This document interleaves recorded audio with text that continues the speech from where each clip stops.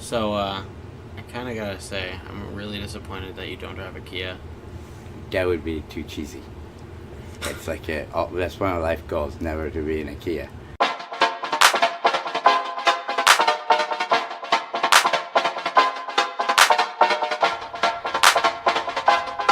Three Dudes Babbling Podcast with a special guest.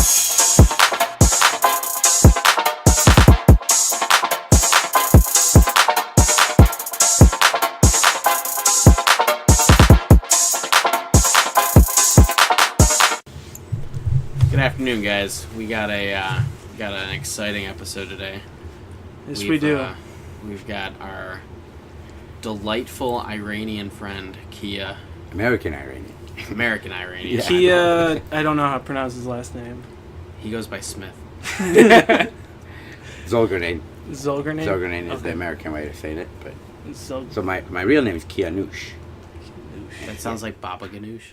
Well, my real name is Kianush. Kenish. Kenish? Kianush.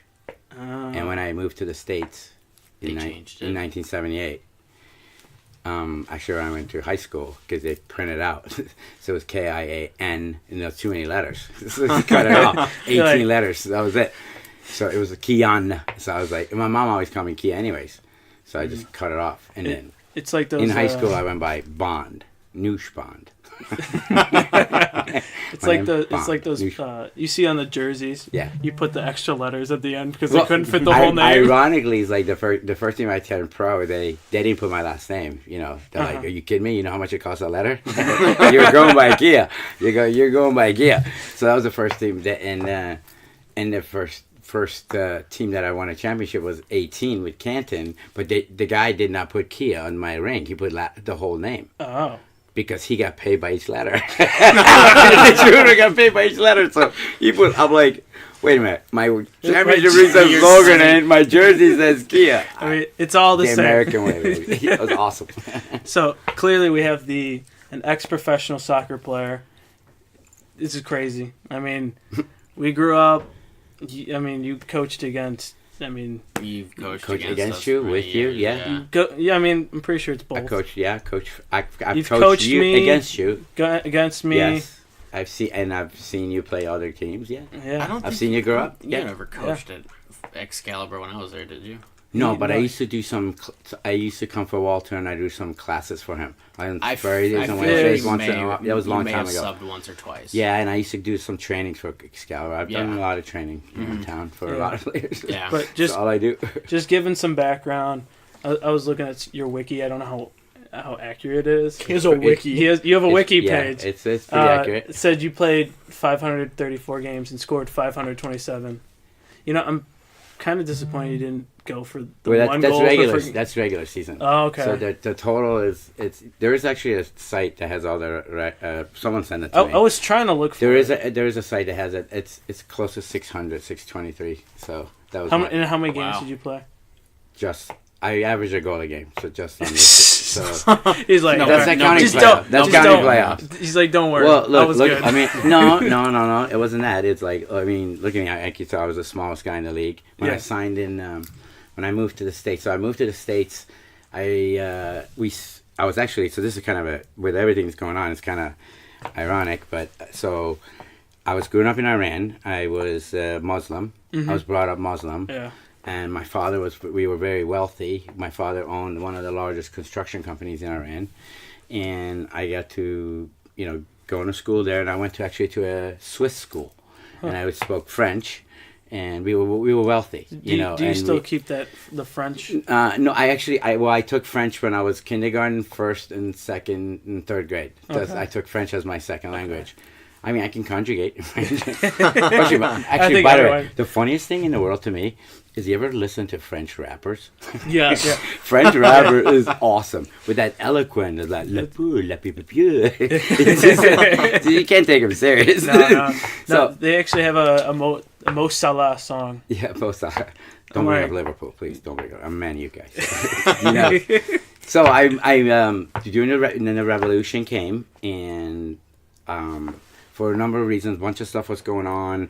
I was being radicalized by my teachers. We lived through a revolution, we were, because it was, Yeah. you know, 2,000 years of monarchy, you know, the Ayatollah, and we were like, the teachers were telling us, you die, you go to heaven. You know, it was just complete brainwash. And I lived through revolution.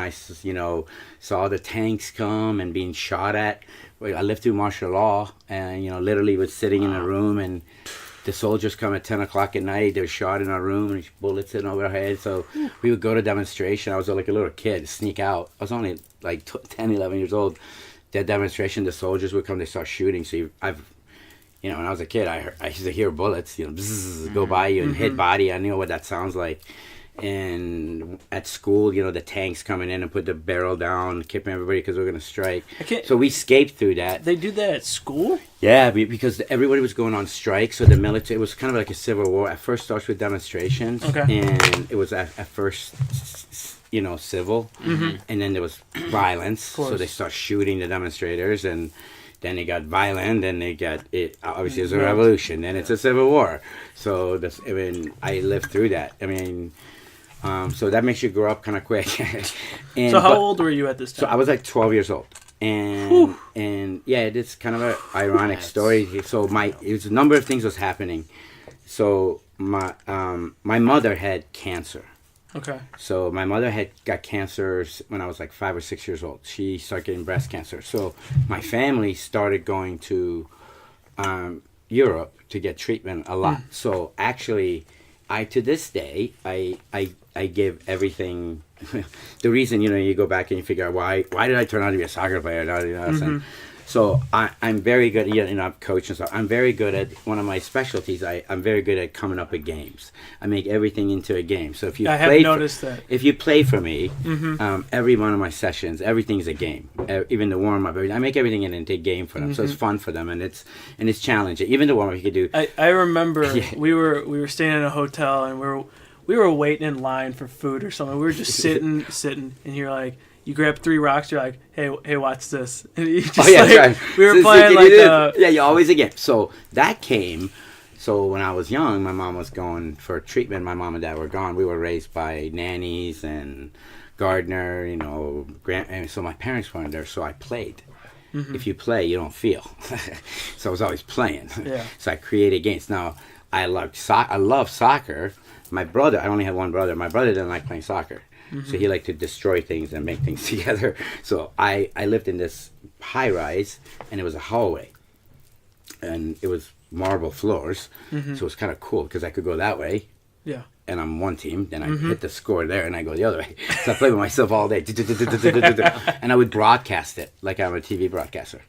In my head. You know what? And I would do that. And I would pretend you were that player. I was that player. I can relate to that. Yeah, a lot of soccer players can, yeah.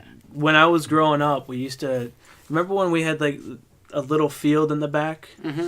I used to go put my Newcastle jersey on. And I was... Hey, we beat City. Come to the light. If you win a game once in a while, it's okay. Blind score finds a nut every once in a while. We do. They trampled Man City. So. Yeah. It's okay. And I just remembered like commentating. I'm like, I want to be this guy, and I'm like, boot check with the goal. Yeah. So look, I mean, I years ago, I mean, I'm interested. I'm very interested in like how does talents form? How do children develop? You know, how does one person become? Why is it? So I've read a lot of. There's a great book called Talent Code and the Goldmine Effect, and they discuss like how is it that these centers create the most players, and how is talent started? You know, how, do you work on that? Are you born with it? Yeah. So, and I agree with this. Is that talent needs? You're not born with talent. No one's born with talent. Talent's made. You got to work on it. So you need ignition, though. In order to have passion, you need ignition. So when I was a kid, my father. And soccer was my ignition, and those daydreaming because I was always on TV. That's the only thing that was on TV was soccer.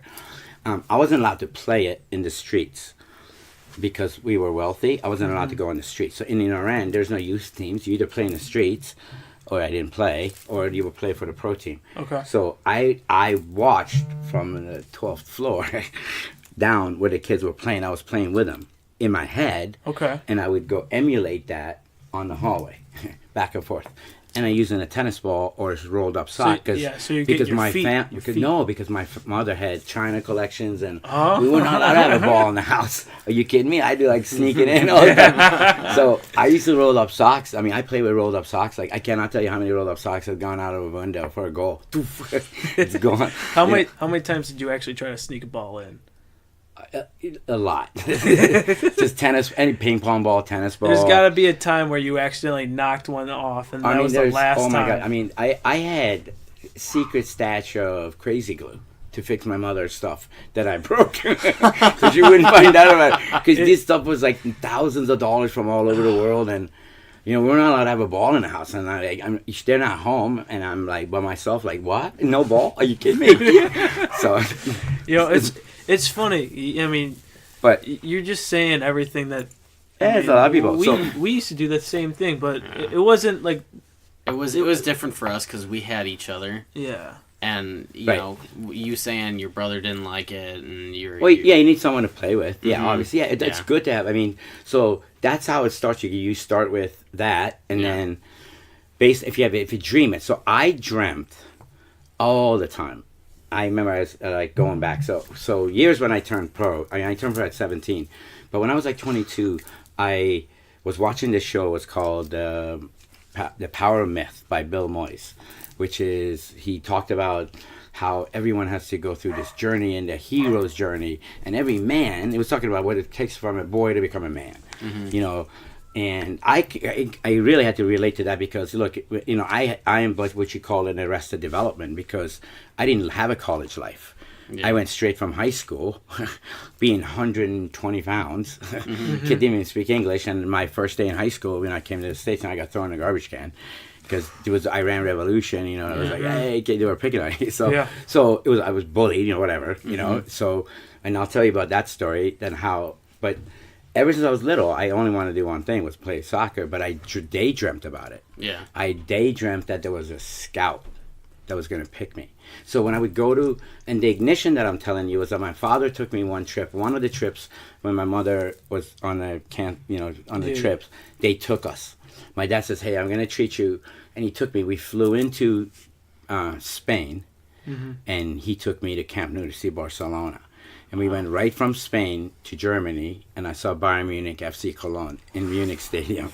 And from there we went to England, and I saw Man United, Sheffield Wednesday. And Man United was not even that good. In the lower, when was this? This is, oh my God. So I'm Is it probably pre-Fergie days? Oh, way before Fergie days. This is 1965. Oh, yeah. 1971. So, wow. 1971, 72. Yeah, probably 71. Yeah, it's 71. Yeah, because I was only 6. That's 6 or wild. 7, 1971. And ever since it, so the Man U, so I had a favorite team in each country. That's just how I grew up. Yeah. And I knew every player, and I knew soccer, but I didn't play it. But I was always with a tennis ball, so I had really good first touch. So when we lived through the revolution, so during the revolution that's going on, my mom's having cancer, dealing with the cancer, and we have money. My dad wants to leave. My mom has my grandparents were old. She didn't want to leave. It's the revolution, so my dad worked in a different town too because he did huge projects. He built the naval base. He built 250 miles worth of freeways. I mean, we had a huge operation.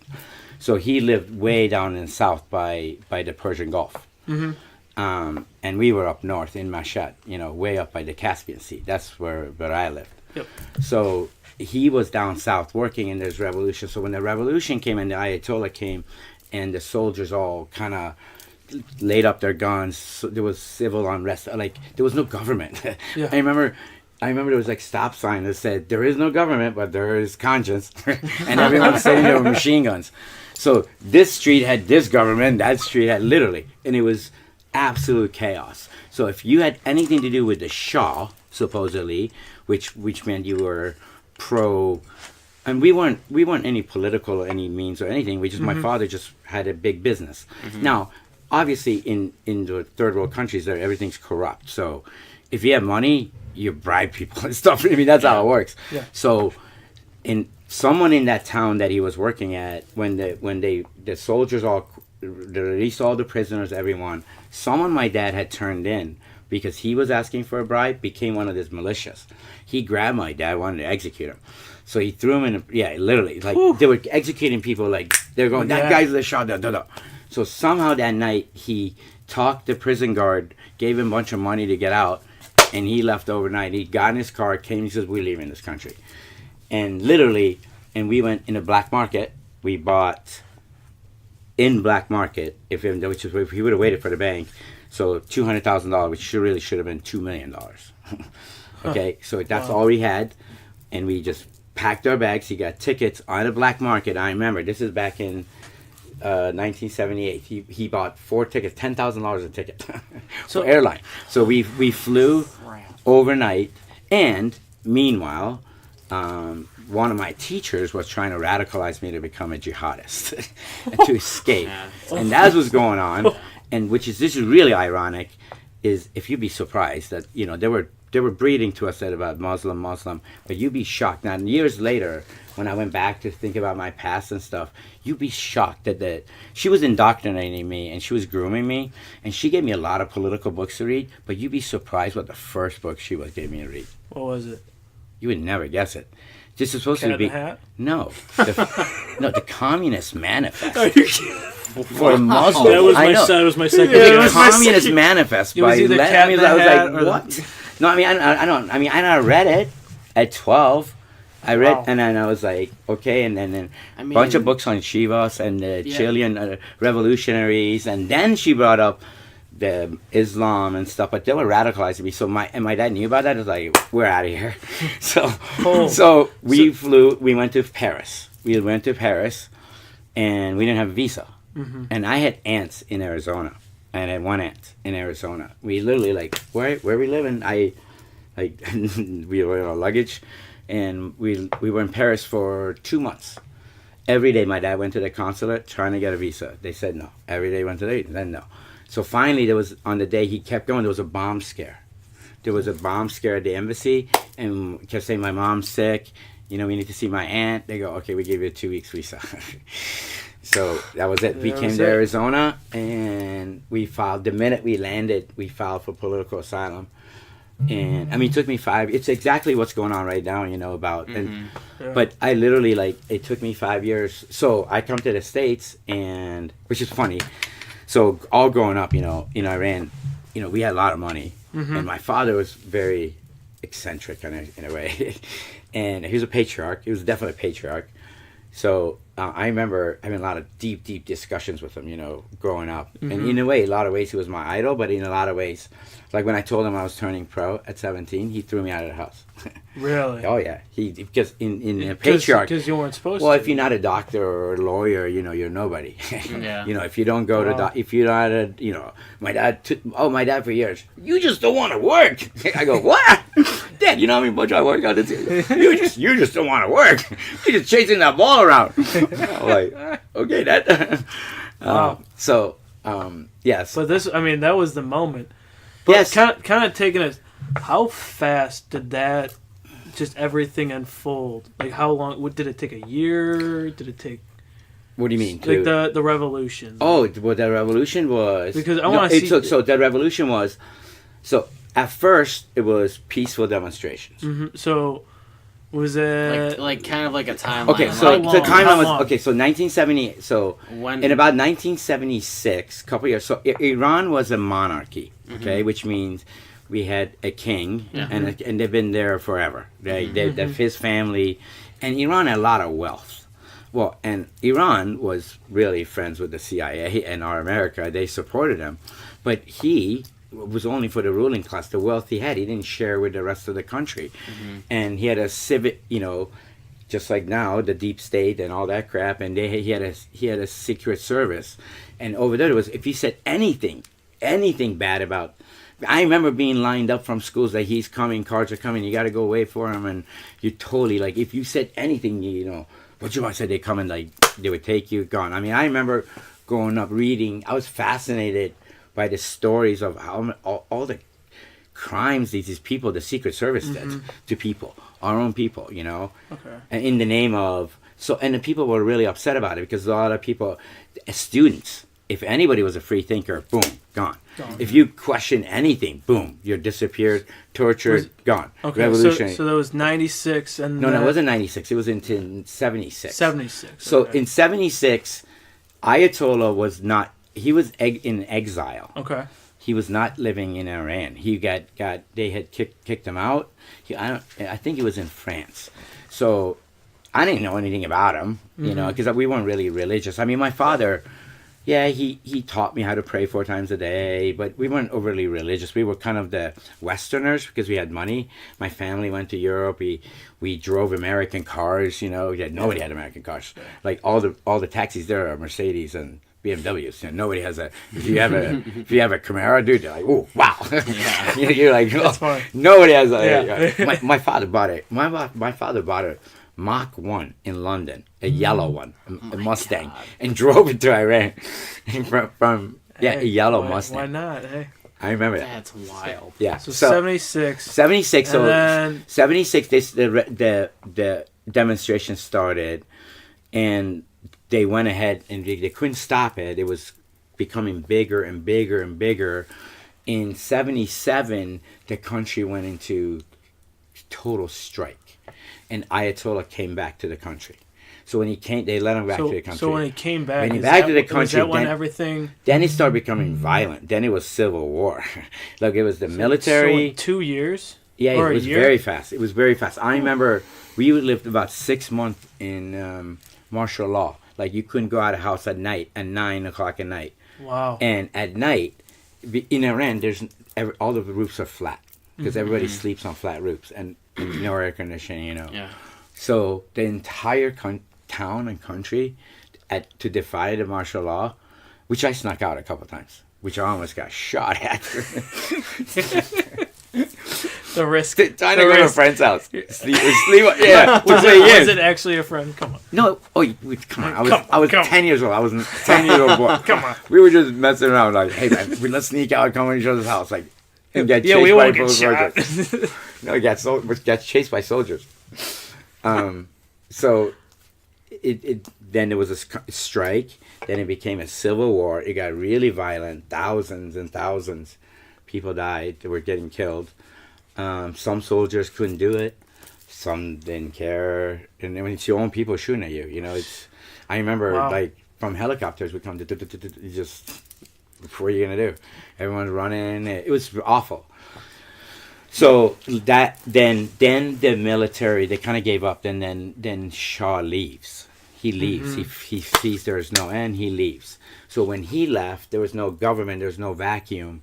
So then all hell breaks loose. And when all hell breaks loose, my father thought, and originally the Ayatollah was preaching freedom.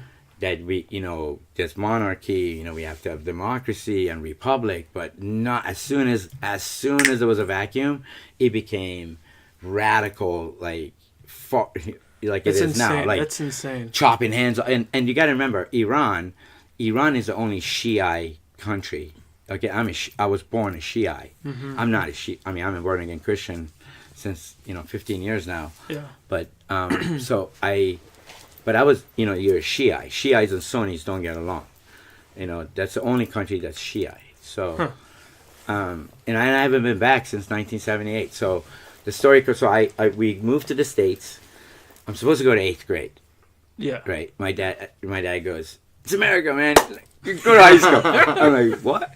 And we had a strike too. Okay. A year before, so I'm a 6th grader. Yeah. Right. No. So I'm basically a 6th grader. But in that time, you're reading the book? I'm reading a lot because we went to school. I mean, I read. That's one thing that ever since I don't, you know me, I read a lot. Yeah. I read a ton. Especially I turned pro out of high school, so I didn't go to college. So I've always been saying, okay, well I didn't go to college, so I taught myself. Yeah. I constantly. There's not a day that I'm not in the middle of 6 or 7 books. Back there, those are all my libraries. I just like books and not one soccer book. I've never read a soccer book in my life. I'll have to give you the Sir Alex book. It's pretty good. I had read one soccer book. It was read by a pastor here, actually from To Whom. To whom? Because he says the coaches always yell, to who? It should be To whom? Now, I'll say that next time. Yeah, he was To whom? To whom? When you pass away, to whom? It's actually a very good book. So going back to high school. So high school, so I came to the United States, and the whole thing was a culture shock. You know, I come from a country where stores are tiny. And you got these big stores. You know, when I first went to the first grocery store, and I went to, I was like, oh my God, there's like a million cereal. I only knew Raisin Smack and Honey Raisins. I mean, Honey Smack and two. Yeah. In Iran, it was like two cereals. That's it. I didn't know. The first time in 1974. The first time my dad brought home a big screen TV, he was all proud of it. He was like, "Oh, big screen TV!" You know, he's like, "Oh, he's got the remote controls on TV like this." And I'm looking at my brother. I'm like, "What's the big deal? We only got 2 channels. What do you need that for?" You know, there's only 2 channels. So when we landed in New York, and there was one thing that everybody ever talked about was Big Mac. You had to have a Big Mac in America. So I was like, I had to have a Big Mac. Like when we landed, the taxi driver like, "Dad, we need Big Mac. We can't." Big Mac. We couldn't find one. So we went to Burger King. So my first double Whopper, not just a Whopper. Yeah. I got a double Whopper. Actually, I think it was really good, but I think I ate so much I was gonna puke. So we had stuff in my face. We go to a hotel, turn the TV on. Dude, I just the remote control. I told my brother, I go, "There's that stupid thing again." But now there's 200 channels. I'm like, I don't want to go to bed. I'm like, I don't want to miss anything. So this is all new to me. Like, whoa. So everything was whoa. So we moved to Arizona. 2 days later, we come to Arizona. We might stay with my aunt.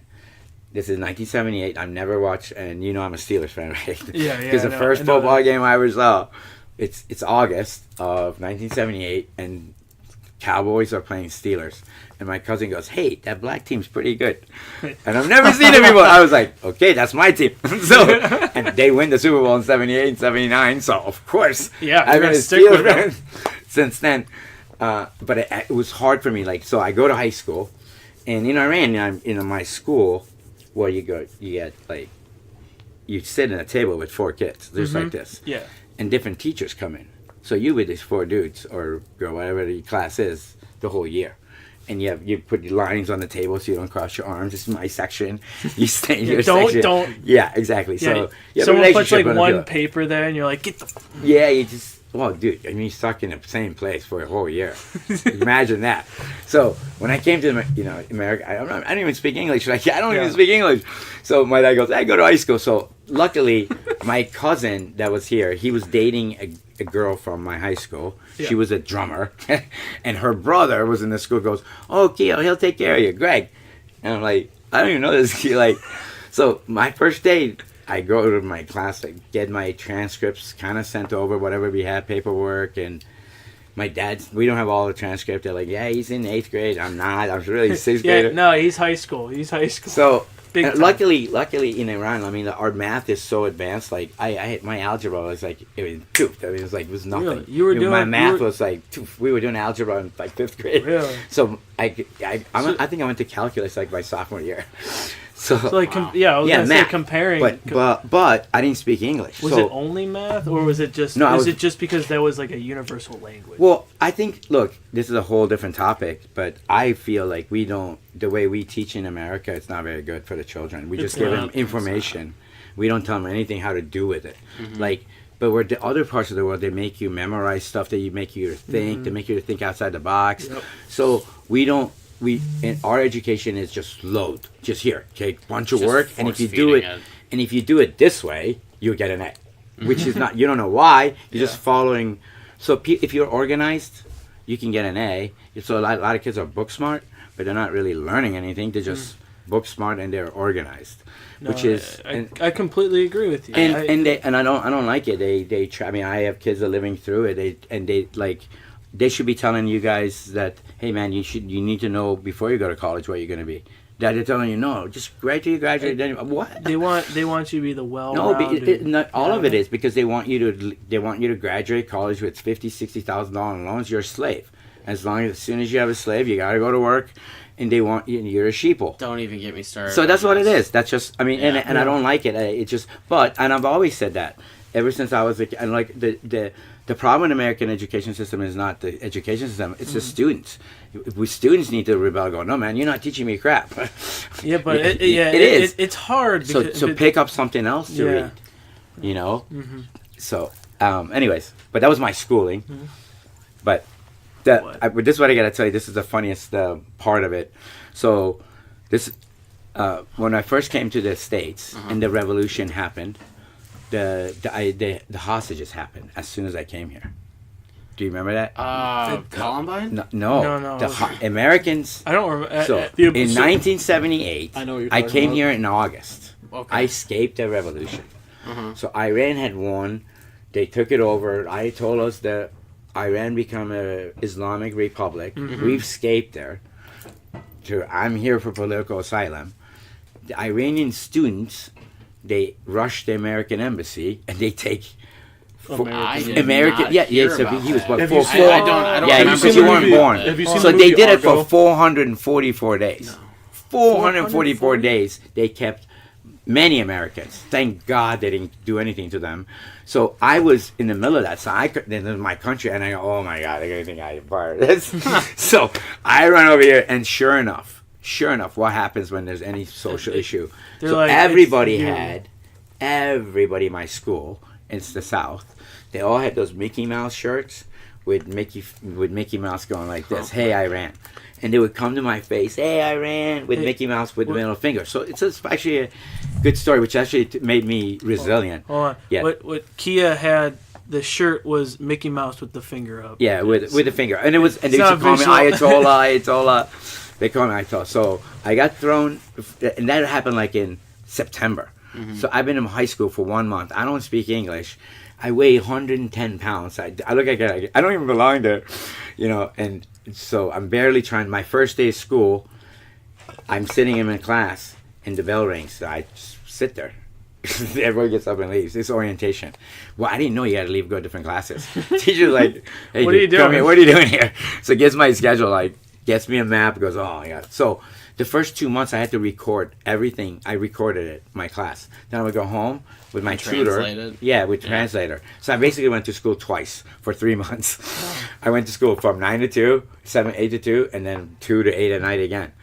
And it was redundant. And my motivation was TV and comedy because I loved laughter because that keeps you from feeling whatever. And I saw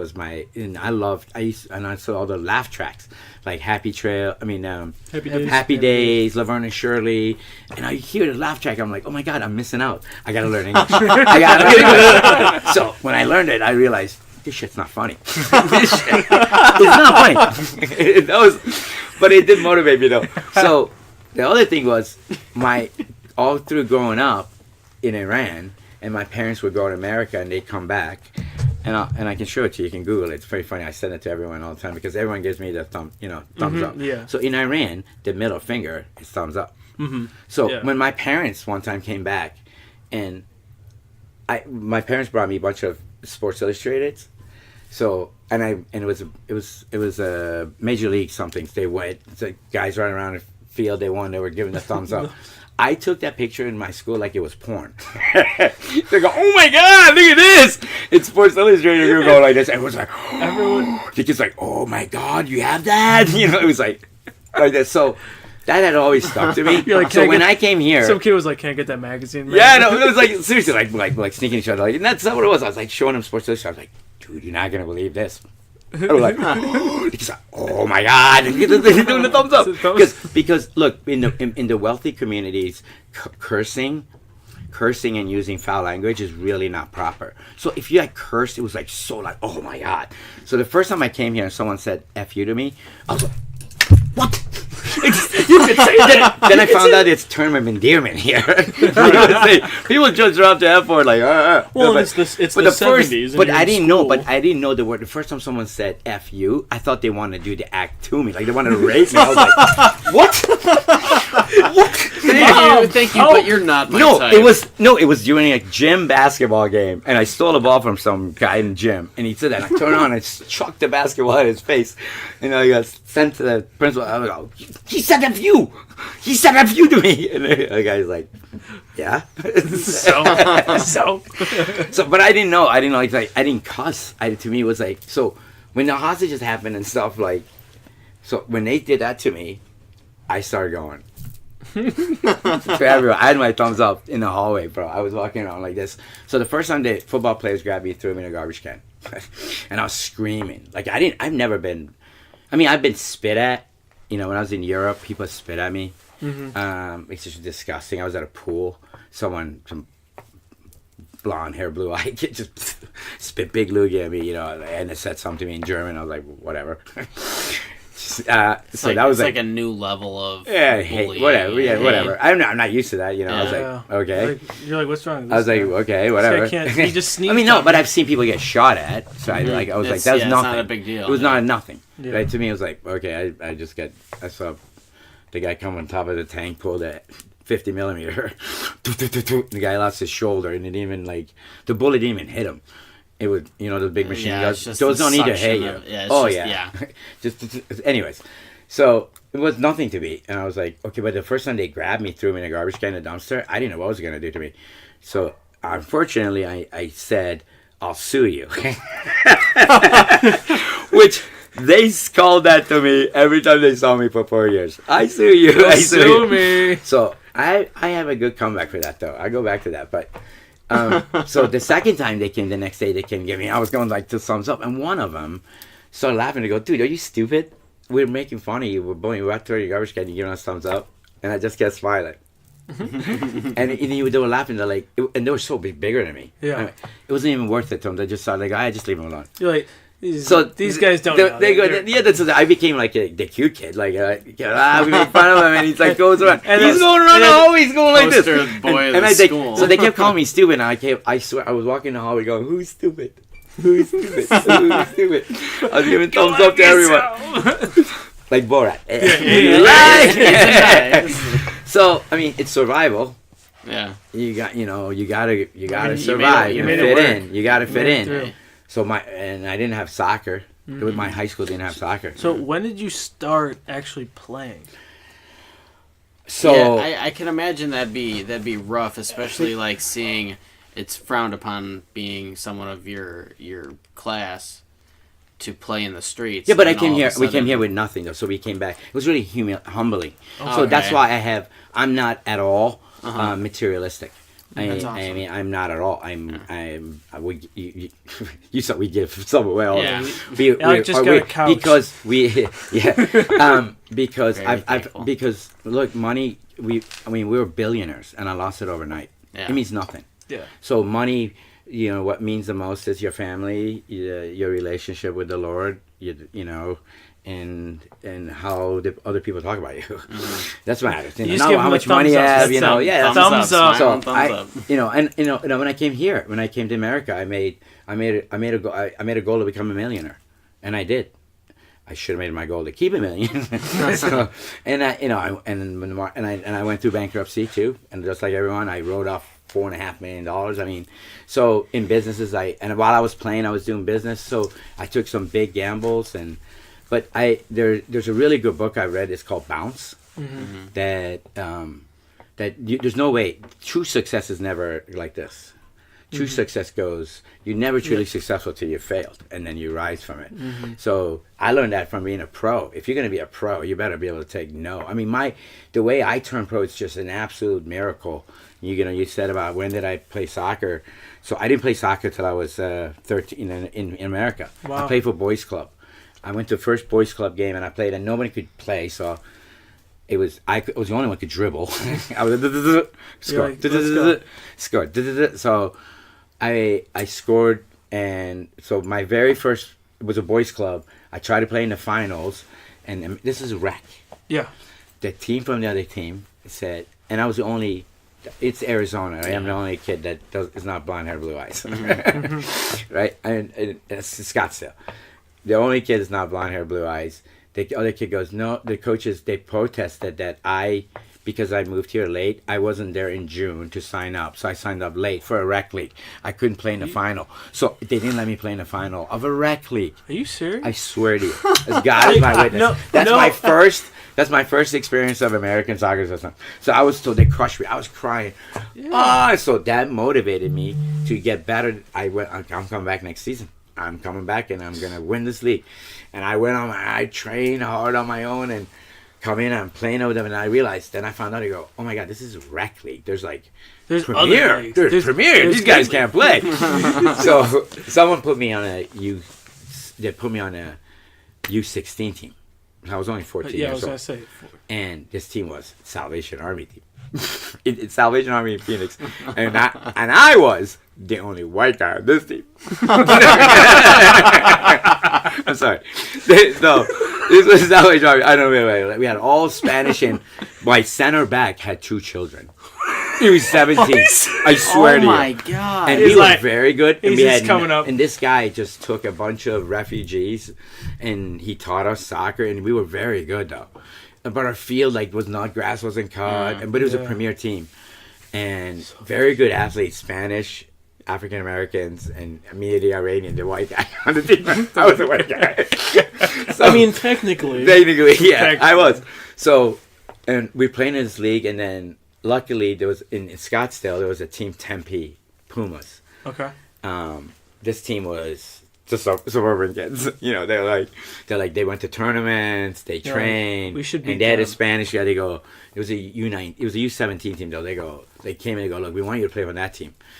So I went to them, and I didn't have money, because it was club, and they kind of worked with me, and my coach was awesome. Like, he didn't let you wear new shoes till you earned it. Like, if you missed practice, he would make everyone, no, you didn't come to practice, dude. You can't wear that brand new shoe you got.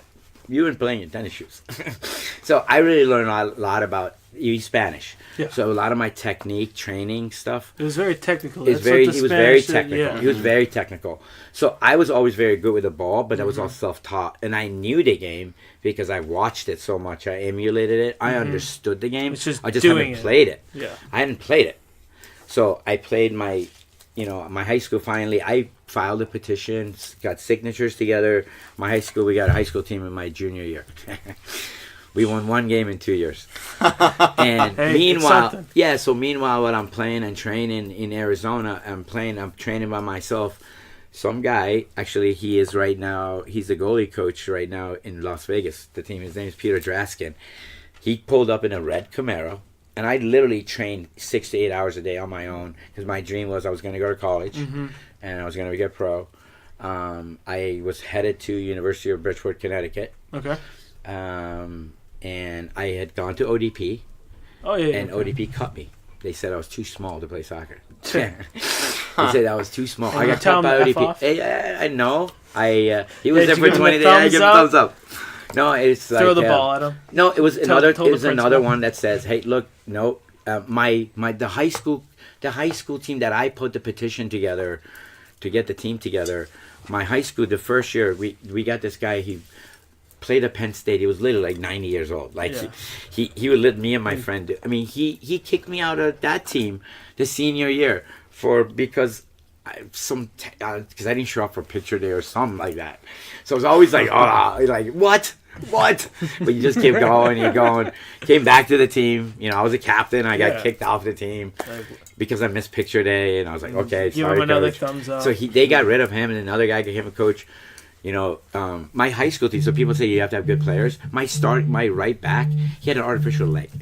He had a prosthetic. Wow. Should we pause? Yeah, you can pause if you want. We're going to take a pause right now. All right, where was I? The text box. I'm not sure. They just fired the coach. Who? Okay. Oh, my high school. Yeah.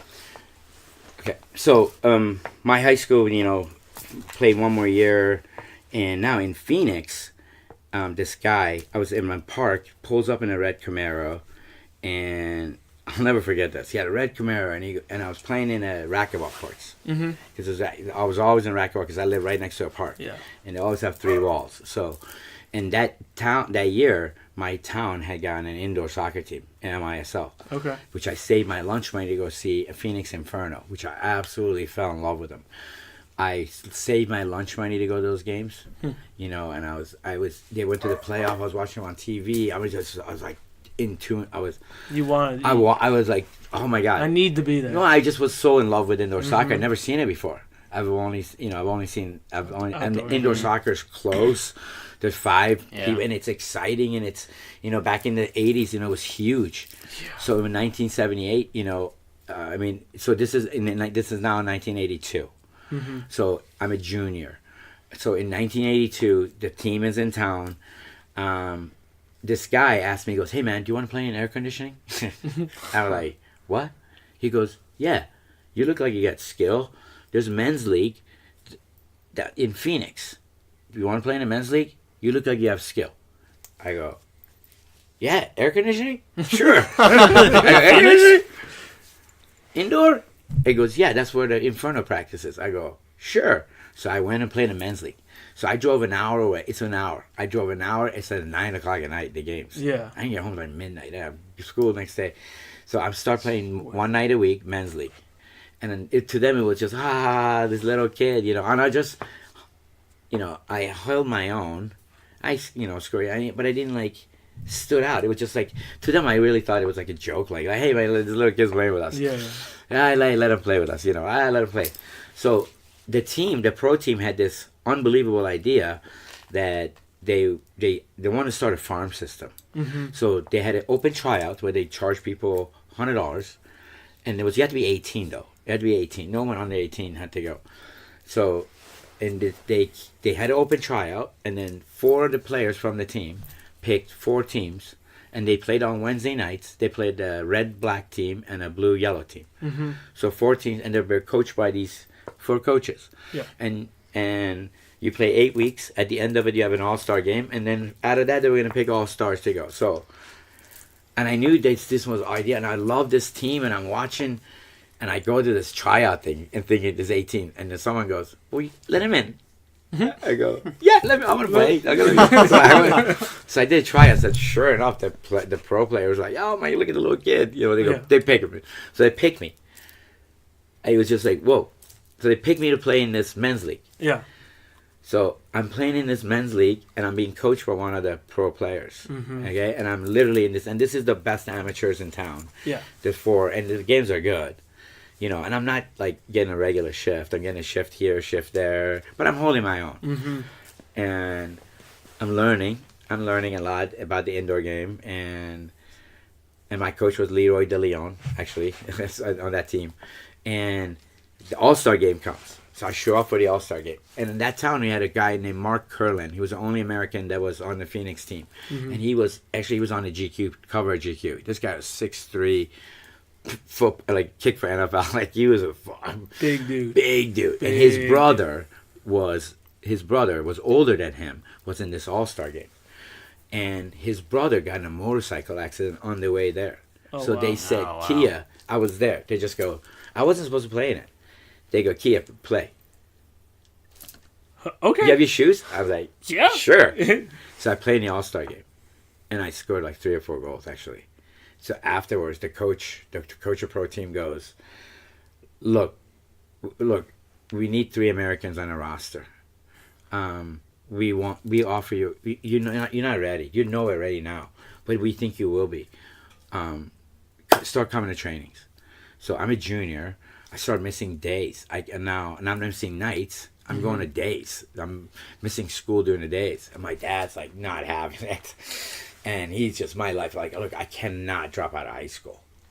Yeah. So I went to him and was like, look, I can't do that. You know, thank you. I can't do it.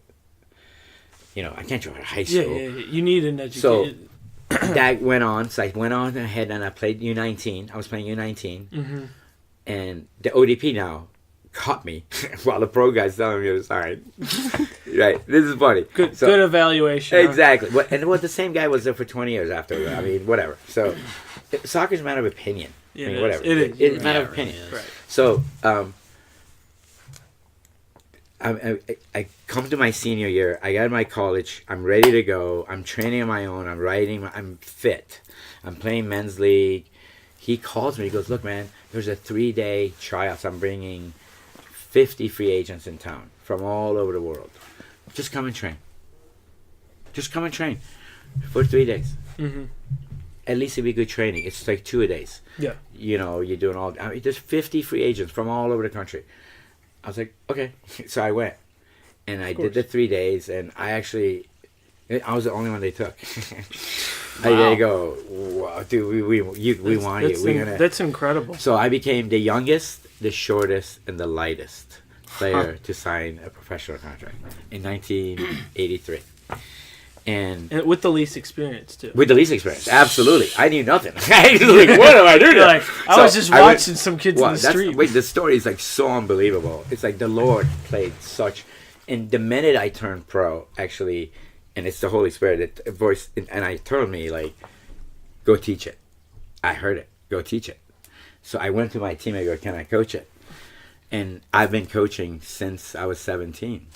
I've been coaching soccer in the evenings every single day, just like I do now, since I was 17 years old. I'm 53, so I've been a coach for 36 years.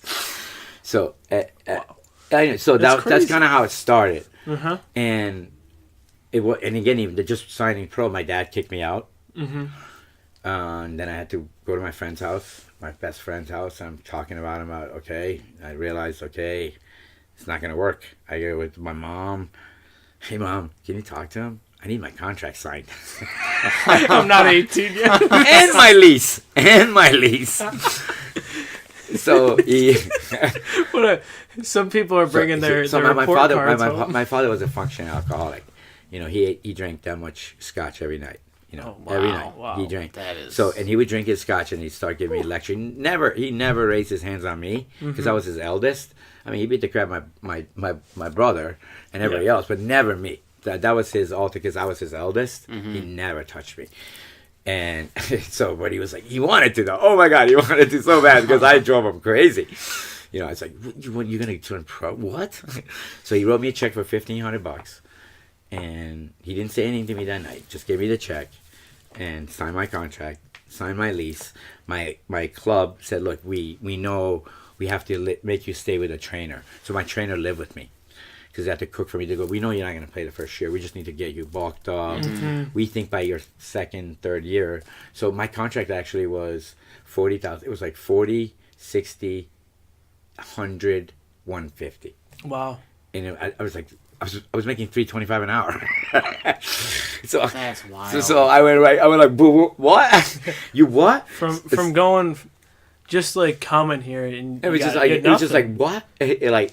So I showed up my first game to the arena, and the guy at the arena is like, the ball boy entrance is over there. I go, I'm not a ball boy. He goes, yeah, you're not a player. I go, yeah, I am. Seriously, I mean, you see my just wait. So he's like, I was so excited. I was there like way early. He didn't let me in, so I had to wait till first player came, and he goes, yeah, he's on the team. The guy was really cool to me after that, but that was my first. I didn't play. So the first year was, and then the team folded. Really? Yeah, my team Phoenix folded after 1 year. So which meant now I can't go back to college because I lost my eligibility. So what do you do?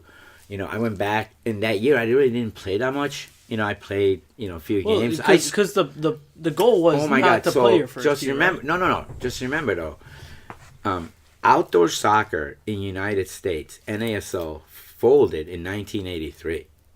Okay, 1984. Okay. So 1983 MISL, when I signed, there was 6 players making $500,000 on a team. The budget was like $3 million. I mean, there was some big time players in it was the soccer, the level. You know, Willie Watson, John Gorman. These guys. I mean, Willie Watson played for Man United. John Gorman. These guys were like guys who took me under their wings. You know, those were like whoa. Steve, David, Charles. I mean, there's some big names that were playing, and I was just got thrown into this, and yeah, I mean, I did okay. My chances when I got my chance when he threw me in the first game I played. The very first game I played, where the goalie gets a 2-minute penalty, right? Mm-hmm. Coach says, go serve it. So I went and served it. Penalty was over. Come in. I came in. He goes, good job. You didn't make your mistake your first game. I didn't touch the ball. I said, man, across the field, I came in. That was my first game. Second game, he let me stay on the field for a little bit and then come back. Third game, I think he gave me a couple shifts. The game that I scored my first goal was against St. Louis. We're down 4-3. It's 3 minutes left in the game.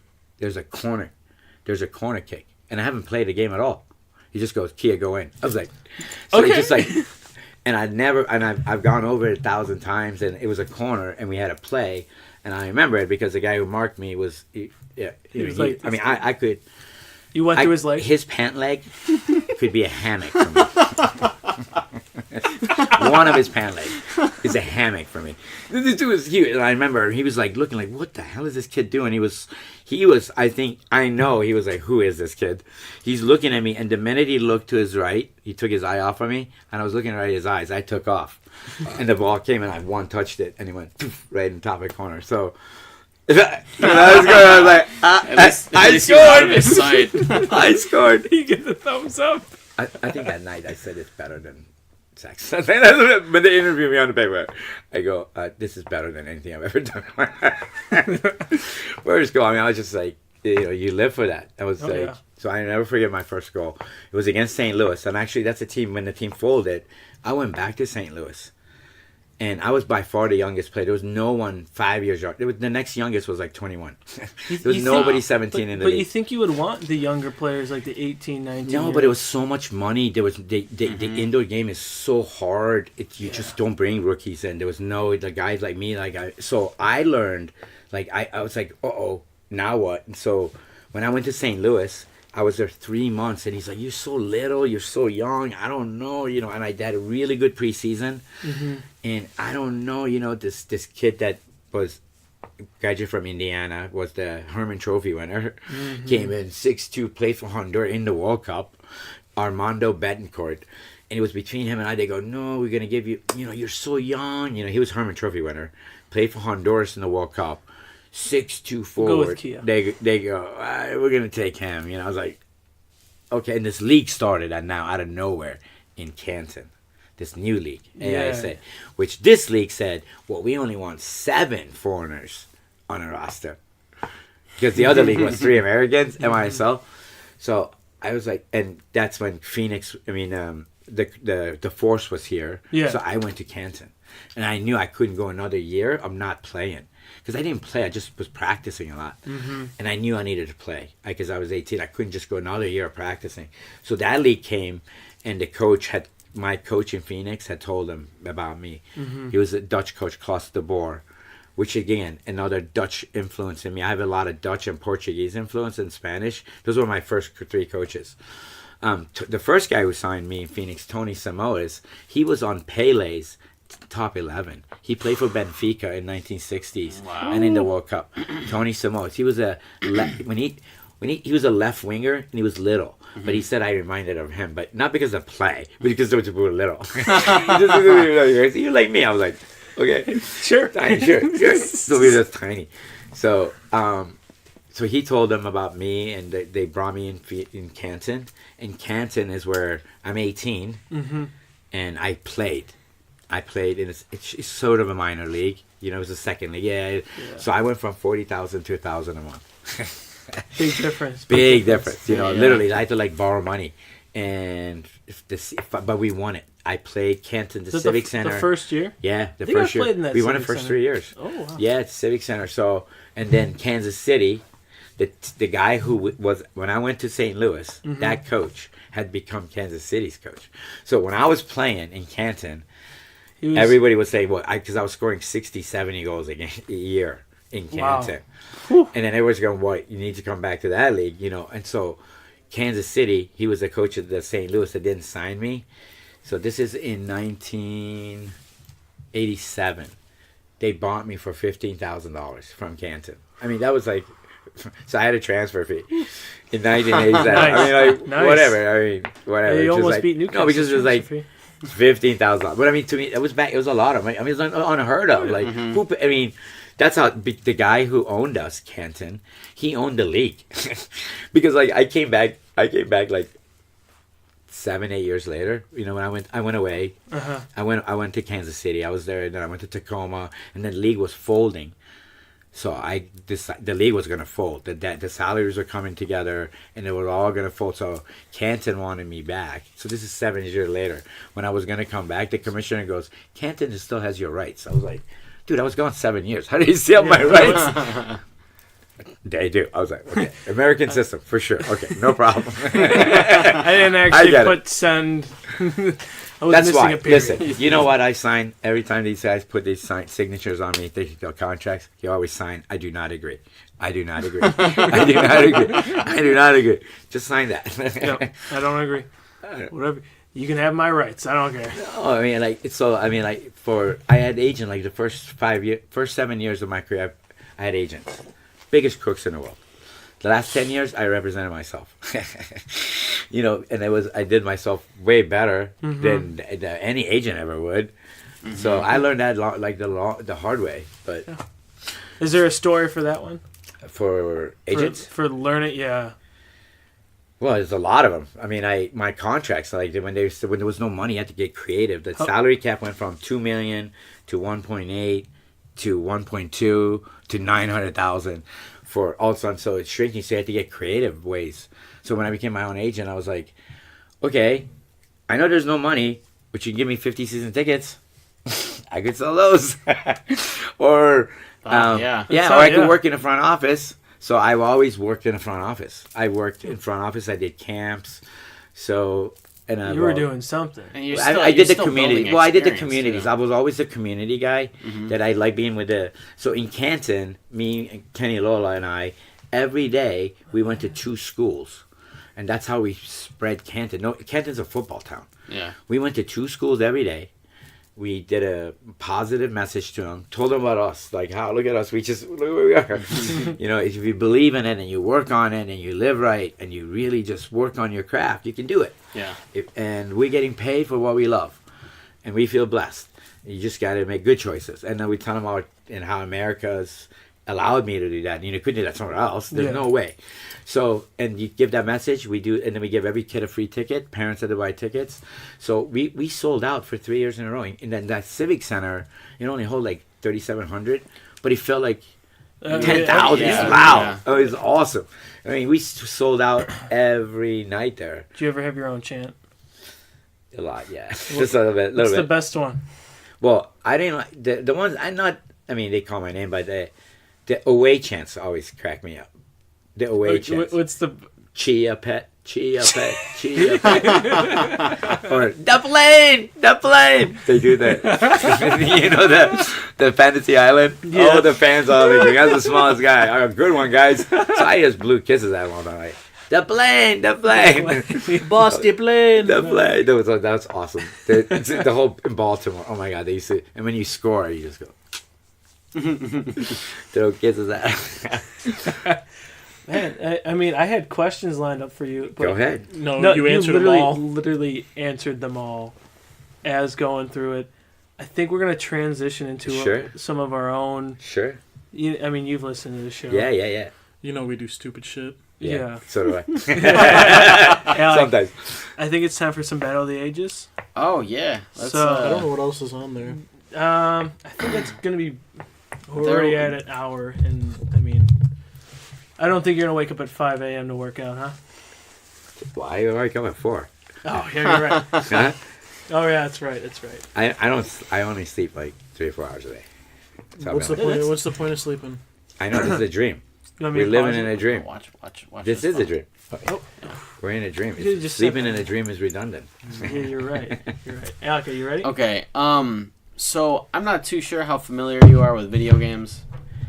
I am some of them, but I mean, I'm a big. Actually, I'm anti some of them because Okay. I know what they do. Which for one are you anti? Fortnite. Oh, okay. Okay, we're fine. We're going more old school with this. Okay. Yeah. So the first Battle of the Ages, we have Link versus Mario in a pasta making contest. I'm going with the Italian man. Yeah, I mean, Mario. He's a plumber though. He's still He's Italian. Italian. Look, She's Italian. come on. Yeah, look at his horn. Look at Okay, it. but can you go in the kitchen and make pasta right now? Yeah, he can. I actually. made pasta in his kitchen. Okay, that's Come on. okay. That You wasn't go- even you my going own with the habitat. Italian? Italian. Yeah. Okay. Come on. It was I was trying to stick old school there. But you went with the most Italian thing. Yeah, You know I what? If wasn't. I just saw you on the street and you came up to me and said, "I'm Sicilian," I'd believe you. Listen, I can be You just I can insulted go him. I can go to I go to Greek restaurant, they come talk Greek to me. Yeah. I go to a Spanish place, they come talk. So the Spanish think I'm conceited. They talk Spanish to me and I go they go, you go talk to us. You too good? Well, dude, I don't speak Spanish.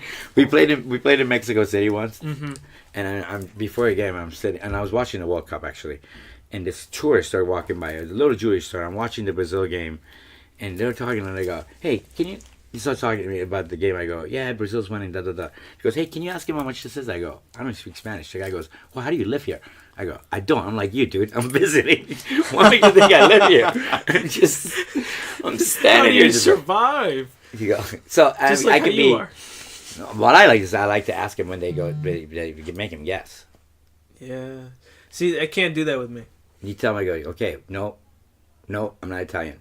Greece, no, go. Pakistani, Pakistani, no." Yeah, where did that come from? Persian. Come on, man. No. Anybody who says Persian, they don't want to tell you they're Iranian. Yeah. It is. That- He's yeah, Swedish. What very are you true. talking Yeah, about? he's Swedish. I've told that to people before. That they like when I was single, like, say, "Where are you from?" Sweden. I go, "Oh, really?" Like, Yeah, what? like they those like elves. believed us. Like, Apparently, yeah. apparently they just Did not pay Oh, attention wow, in geography really? class. What's Sweden like during the summer? I mean, you've been through the American system now. Many times. I mean, you know how we teach. Well, we teach all right. Just some pay attention. Some, Some just want to do picture books. yeah, you're right. You're right. Color in between the lines. It's some- okay. You went it's a little bit outside. outside of the line. It's Yeah, okay. It's okay. Just Participation color the whole trophy. page. Oh my god, that drives me crazy. All right, Oh, so sorry. moving on. We've got a chicken versus a turkey, and who can drink a beer the fastest? That's Well, is it a chicken or a rooster? It's a chicken. chicken. So a hen? Yes. Okay. That it has to be turkey. Mm, I'm yeah. gonna go with turkey. I'm going with the I would- turkey. Because he's gonna gobble it. Yeah, he's got the little. Gobble it down. He's got the gizzard or the He's gobble gonna thing gobble it down. It's gotta be turkey. But why did the chicken cross the road? to get the beer. To get the beer. You know what? My question is, That is a good. you guys point. see this Mr. Chicken? Yeah. The store's Mr. Chicken? Yeah. Yeah. Shouldn't it be called Mrs. Chicken? It's Mr. Rooster. I don't go there. I mean, I'm ketosis. I'm vegetarian. Yeah, yeah. But it's just like, what? Why is it called Mr. Chicken? Shouldn't it be Mrs. They Chicken? didn't pay attention. Because people are like me. I've never made that connection before. I'm with all this politically right stuff. I'm shocked somebody's not sued. you know, You now, should be Mr. Chicken. you know, now that you you say just that, gave- you someone's, just- Someone's Yeah, going yeah. to like. Did you see that when the transgender? Okay, someone we're- called, anyways, but it was called absurd. Got a fight break out. Like, We're what? gonna go ahead and Oh, we're I gonna think I know what you're trademark talking that just so that we have any royalties if somebody goes I ahead. think that's Is a it whole Mr. Chicken? legal process. It's one of my all-time questions. Like, why do they call that Mr. Chicken in America? I've never thought about that. You know what? I can't answer that. Chicken for days. I think it used to be called something else. Not Mrs. Chicken. No, because my grandpa used to work at Mr. Chicken way back in the day, but it wasn't Mr. Chicken. What would, But chicken's a female. Like, No, but I'm it's saying, yeah. we be Mr. Rooster. It shouldn't be Miss Chicken. yeah, and you can't. And we're going to Mr. Roosters for chicken. Wouldn't sound good. Yeah, it would We gotta not. be It would not sound good. I don't know, have you had rooster? Kentucky Fried Rooster. That's why I tell all the guys who eat wings. I go, you know that's not chicken. You eat a rooster. No, it's a pigeon. Oh Squall? my god. Or what Little chicks. Squall. No. It's It's baby chicks. You're eating baby chicks. Oh yeah. was that chicken? You ever see a chicken drum? It's like this big. You see the little ones they give you? Those are baby chicks. Yikes! That's Right. why I don't eat meat. So You next never one, know. we've got Bugs Bunny versus Jerry in a hide and seek. Wait, Which, Oh, like Jerry okay. Seinfeld? no, No, like Jerry Jerry from Tom Seinfeld. and Jerry, Oh. Yeah, you were the mouse okay. from Tom and Jerry. In a hide Bugs and Bunny seek? and Jerry. Yes. Well, That's- mouse always gonna win. Unless you go down a rabbit hole. But it's Jerry from Tom and Jerry. It's- Unless you go down Jerry. a rabbit hole. It- If you go You down a could, rabbit Like the hole, Bugs? metaphorical rabbit hole or the. either one. See, the reason I put Bugs with him, okay, yeah, Jerry's very clever. He's got a lot of tricks up his sleeve. But Bugs is the master But- of disguise. Bugs is he's the master of deception. I'm gonna go with Bugs. But because- hide and seek though. But Well- if it's deception, you still see him. Think He's not about hidden. think about it. Tom always found Jerry. Jerry didn't hide that much. Yeah, he hid in a wall and he already knew where There he was a little No, he wall. didn't. There was a little doorway for him. He wasn't hiding very well. He had a door Might most as- of the might time as with well- a little window and Might as well put a welcome mat. There's a couple episodes where he does have one. I liked it when they became friends. When they got along. when Tom and Jerry Yeah, when became they got friends, along. yeah. When they got along and they went after the dog. Uh-huh. Yeah. Or the, I like that the other way back. cats. Yeah. Yeah, those were always So, great. I didn't like the. Did you do the what's the one the coyote? Oh, Wile Wile E. E. Coyote. Coyote. Okay. Yeah. Roadrunner. Well, the ideas were always really good. So he failed like once. Why don't you do it again? Just try again. Yeah. He can't get lucky twice. No, I mean, let's get the this ideas really were big really boulder. good. Like Uh-huh. he comes up with this thing. Okay, so you just miscalculated once, and then okay, like, just do it again. Yeah. I don't know. It's frustrating. Like that's a good idea. You know, just do it one more time. You get it The again. last Persistence pays episode, off. he should have just got him. Like that's how they end the I mean, series. and He just everyone finally gets him. everyone always like, well, what? Do you ever see him eat Who? No. the coyote? No. No. Well, he did Yeah, how shop is at he did shop at the Anvil. Acme. Yeah.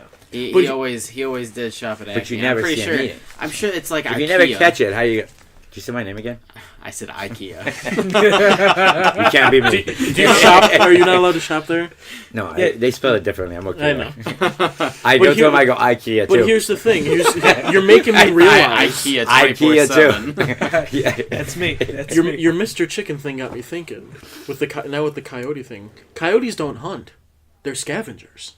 Don't they hunt? No, Oh, they're they- scavengers. Why would he be going after the They've been roadrunner? torturing my dogs for months. They hunt. Oh, bro. They, Oh, it's a game. Are you kidding? They go after chickens. They do. They go. You're right. You mean roosters, right? Yeah, They would whatever. never go after women, right? Oh, now you're getting all whatever. Okay. They'll never go after women. So Or drunk turkeys. general decision. I'm going with Bugs. I'm going with Bugs. I'm going with Jerry. I'm going with Jerry. Split 50-50. decision. Split Okay. decision. Well, only one way to find out. they walk in. All right. I was like, I don't get it. So Josh mentioned that you listen to EDM.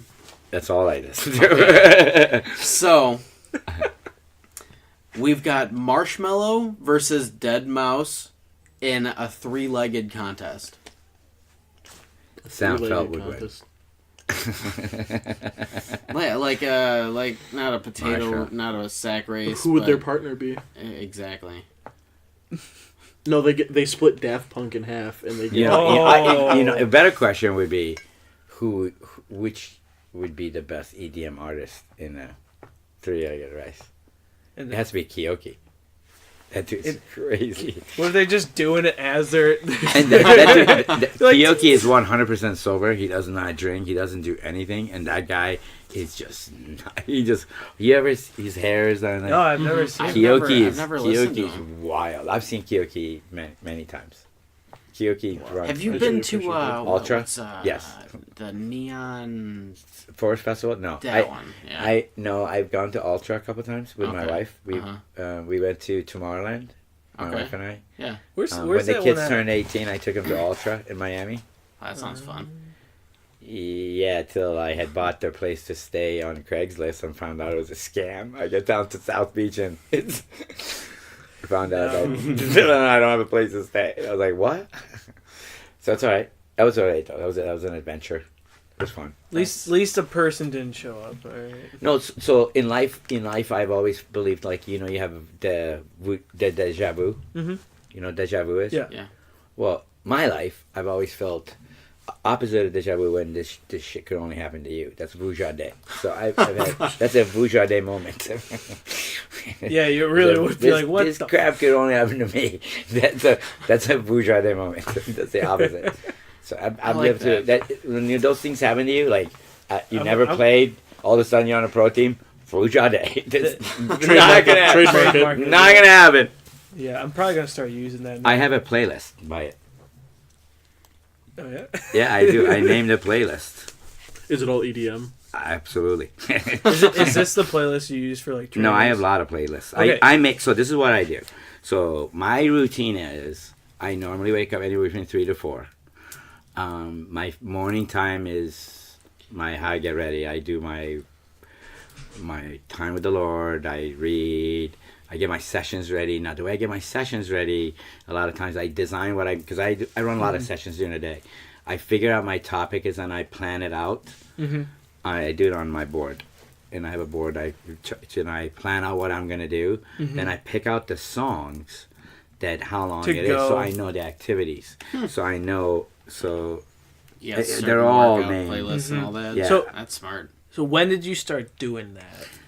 this You, like playing Decide- playing music during soccer all my life. All As your long life. as I've coached, I've been playing music for the kids. Because how about like what made you get into music and So when I was a kid, I liked Western music. I liked that beat. That I love that beat and everything that and so for me, and the reason I like EDM is so a big part of my own internal. This is non-soccer now. My own growth side is Yeah. every person's growth is not to listen to your ego, to be able to master your ego. So I've learned and I've studied, like, there's a Course in Miracles. I've done a number of books on how do you master your own ego, how do you control it. So fear, guilt, shame, and on the positive side, specialness. When you think I'm the greatest, I'm good looking, I have money, those things. Or when you say I'm afraid, those things are all work of your ego. They're not real. It's part of your head. So in order to, you can't silence the ego because the ego's always going. You just need to listen. So I listen to EDM because that busies my music, my ego. Okay. So when I read, I'm having headphones on. I do everything to headphones a lot because that keeps my ego busy than me, because we're, there's, the voice you say inside of you, there's three. Mm-hmm. There's three voices. There's the ego, there's the Holy Spirit, and then there's you, the decision maker. It is. It's not two. There's three. There's you. So I like to listen to the EDM because that keeps my ego busy. Then I think and I go read. So if I'm not listening to music, then my mind goes all over the place. But when I'm listening to music, it's in the background. The me goes and does my praying, does whatever I do, so. But music for me, it means a lot because in the beginning there was the word. It was a voice. Everything we're vibration and frequency.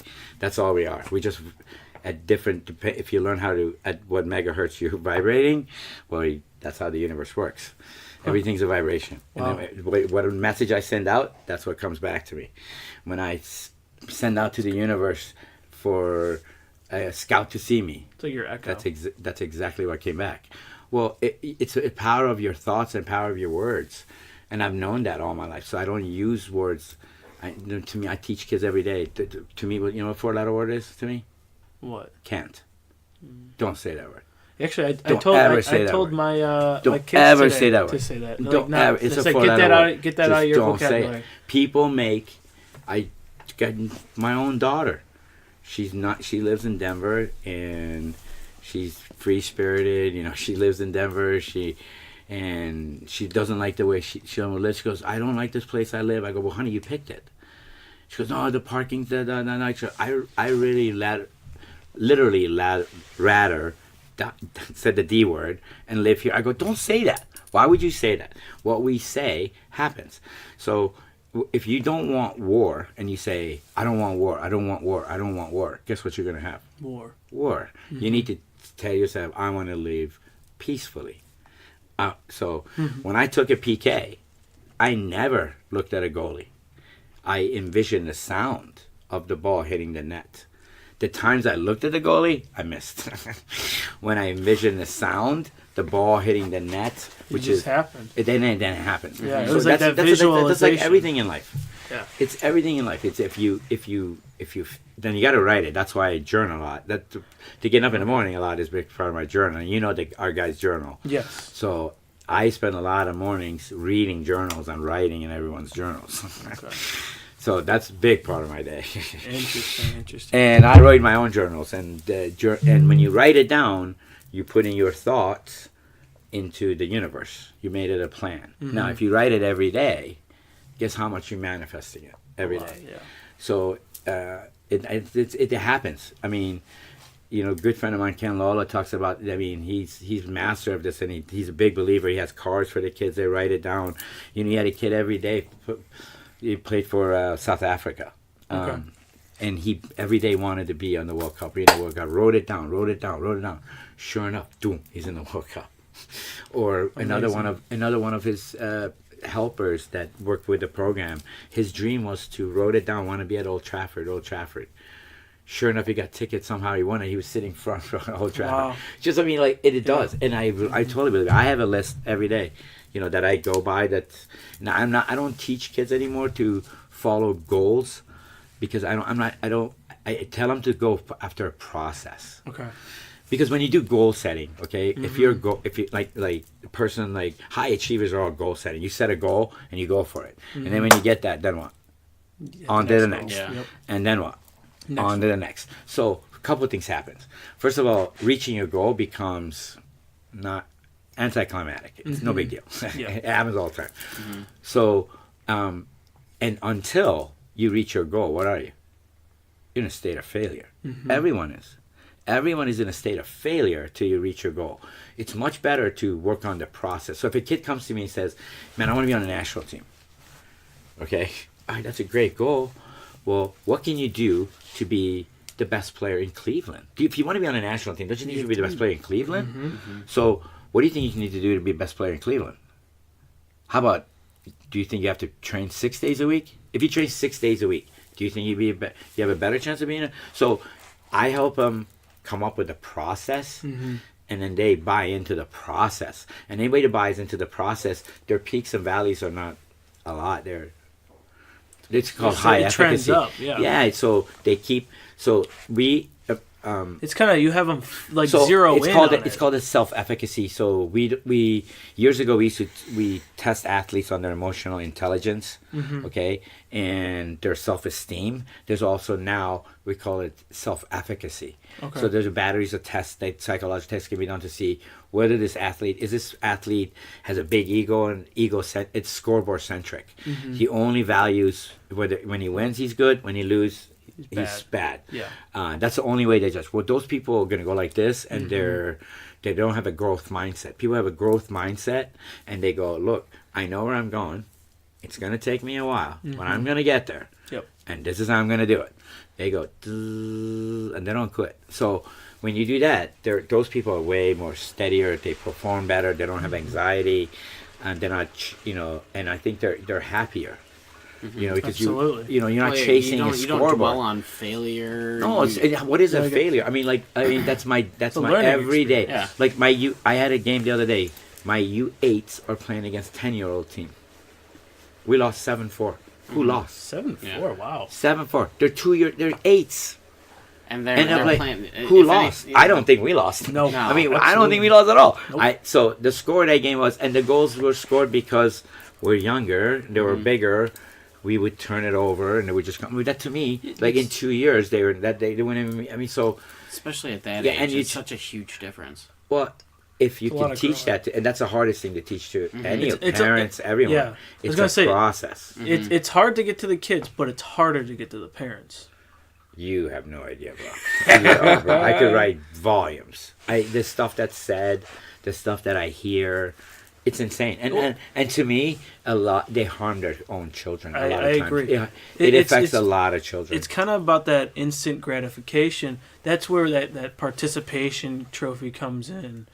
You know. Well, I don't really. So it's really different. I'm trying to figure it out because we're an educated country. Okay. Yeah. We're an educated country. for most part, people played sports. Some parents didn't, so I get that. So there's all different types of parents, but I really don't understand, like, sometimes there's some really wealthy, intelligent, like, they like when there's A and B's and you have rosters and competitive, like, they're automatically like they want their kid to be on a top team, and then you're like, well, he's not ready. And they're like, well, what can you do to get there? I'm like, oh, I don't have a magic potion. Everyone develops differently, and it's not like, look, you got to understand, like, if I get 40 children, one of them is going to be one of them is going to be 40. There's no ifs and about it, right? There's 40 of them. There's no 40 that's ones. different than a guy who only has 10 kids. Yeah. Well, to him, everybody's number one because he only got one team. Well, when we have a system and you're trying to help everybody at different levels, so our club, we have at least 3 teams per age. So there's one for every level. So because players develop at a different rate, you need a place for them.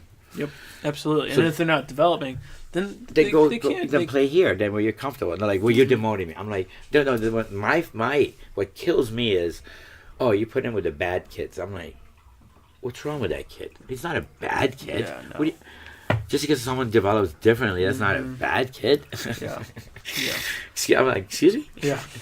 So kind of let's kind of just go back to Battle of the Ages because I think we have one more. Okay. Yeah. Alec? Yeah. Um, and we'll kind of wrap it up. It's already been. I wasn't sure how I wasn't sure how this would kind of tie together. I was really hoping it would, and you definitely helped me. So you remember the game Battle, the Rock'em Robots? Rocket Socket Robot. Yeah. So we've got the red robot. It's like deathmatch. Yeah. We've got the red robot versus the blue robot, and who can teach the most exciting psychological lecture. Ooh. Is it psychological or philosophical? I guess. Like, what is the lecture? I mean, I can come up with where does thought come from? Yeah, let's go with something profound like that. But it's the blue or the red one. How can you have nothing? How can you have nothingness until you have something first? Okay. Who said that? No, in order to have nothing. The blue robot. In order to have nothing, you have to take something away. You can't have nothing first. Wait, what? Yeah, something had to exist. You take something away, now you have nothing. Wait. I think you might. No. It's the blue robot versus the red robot. Right, the blue robot saying it's talking about nothing. Yeah. The blue robot saying, tell me where nothing comes from. How can you have nothing when you have to have something first? That's a really good point. What's the red one teaching? Yeah, what is he teaching? What's the red one teaching? Is that the? How can you have something when there's nothing? So he's more of a pessimist, I see. And then they get super mad at the one who gets his head hit up. Yeah, hold on. They get super mad at each other. And like, let's fight. So then that's how the game started. It's kind of like the whole is a zebra white with black stripes or black with white stripes. Ooh. That's very true. Yeah, that is red black with it. The That's red black with robot it. said that. That's a zebra. That's a good question. Yeah. I don't know. I'm going with the blue robot just because I like the nothing. You feeling blue today? Sure. Republican. Let's not get into that. Yeah. Let's not get into all that. Oh, nice slight jab. Oh, I could go. I know. Oh my God. We try to steer clear from politics. Yeah. It's Well, you can't. I mean, it's I want to now, but it's kind of like difficult. People like I don't know. I just come up to you and say something like, "Dude, I didn't know we had fascism now in America." Yeah. No, it's okay. Yeah. So, kind of ending it. My awesome. last question to you is: what's the best advice you can give to someone to achieve that dream? Well, Especially because that miracle. So look, there's a number of stuff. I think everyone says that it's like, what's the key to success? I think there's a lot of keys to success. There's a number of things you got to do. The stuff that I don't think you can get. Look, in anything you go to, I've always I've for a symbol for me, I used to carry a sift. Mm-hmm. Sift to me was always a big symbol. I like having sifts around, because sift kind of remind me of what that's kind of life is. You get thrown in a sift and you got to survive through it. They go tut, and as soon as you survive through it, they throw you into the bigger ones. And then so it's with that survival. It's anything, you graduate from college. I went to my one team. Okay, now I come at the bottom. Then you raise to the next. Then you go to the next. So it's always that sifting process. So you want to make sure that you're always being sifted. You're the one that stays and doesn't go through. So you have to always recognize where that sift is. What is that the opening? How, what is that? What does it take to be unique? What does it take to outperform others? Well, it definitely couldn't do it without humility. You couldn't do it without hunger. If you're not hungry and you don't want it bad enough, and you definitely couldn't do it without smarts. So it's hunger, humility, smarts, but without work rate, I don't know what that means. Without faith, I have no idea how you're going to do it.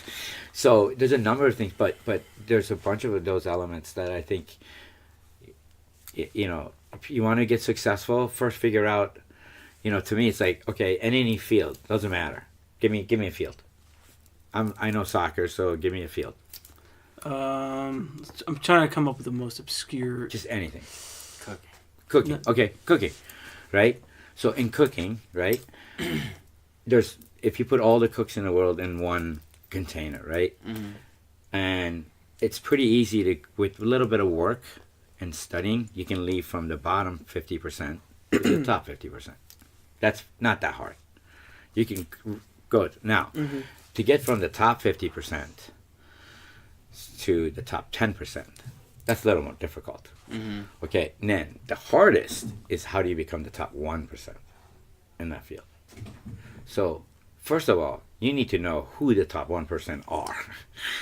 I feel like that's a loaded question, just because I feel like with cooking, well, it doesn't just stop when you retire. No, absolutely. But you have to ask on, that, and that's your whole different argument. Like, who defines who the best is? Yeah. Or it's just, but for yourself, you have to define whatever you're trying to become. Figure out, okay, who's the best? Who's the top 1%? Like you said, it's the matter of the opinion too. In a way. But and something, there's no argument, because everyone says that dude is the best, or so that renowned. So, but for me, it's like you figure out, okay, what the top 1% and what is that line? What's that line made of? You figure out what makes the line that separates the 1 from the 99. Now, once you figure out what are those 1% doing, so this is what I found out. The top 1% are always doing daily what the other 99% are not willing to do every day. That's for sure. The 1% are lonely, because it's lonely at the top. You're not gonna go there with a crowd, but you need people. Okay, so you have to have good people skills. But you need people. It's about relationships. So if you want to see yourself this, so I was 40 till I think I grew up. Finally said I took responsibility for every one of my actions. I said I am responsible for everything that happens to me. I didn't do that till I was 40. Up to that, I was like, well, I married her. It's a bad marriage. Oh, she's this. Oh, no, that was a bad team I went on. Well, no, I went on those teams. Those are my decisions. So when I realized, like we are here today based on our past actions. That's it. You're here today based on your past actions. And the difference between you now and 5 years from now are the people you hang out with and the books you read. That is something that I absolutely 100% agree with. Yeah. People you hang out with. So if you read 15 minutes a day, if you could teach yourself 15 minutes a day, 15 minutes, okay, in the now I don't read soccer books. But I love children. I psychology, so I read a lot of how do you learn. I'm into that. If you did it like 15 minutes a day. So in the average, a book has 25, 30 chapters. So in 15 minutes, you can read 1 or 2 chapters. So basically, in a year, you could read 30 to 40 books. In 5 years, that's 200 books. Yeah. In your field, you'll be the top 5% of your field. If you did it every day. But not everyone can set they're going to do everything 50, and that's just 15 minutes. Yeah. So for me, that's been spending time with a ball. I spend at least an hour a day. To this day, I'm 50. I mean, I had to try at least an hour. Just me and the ball.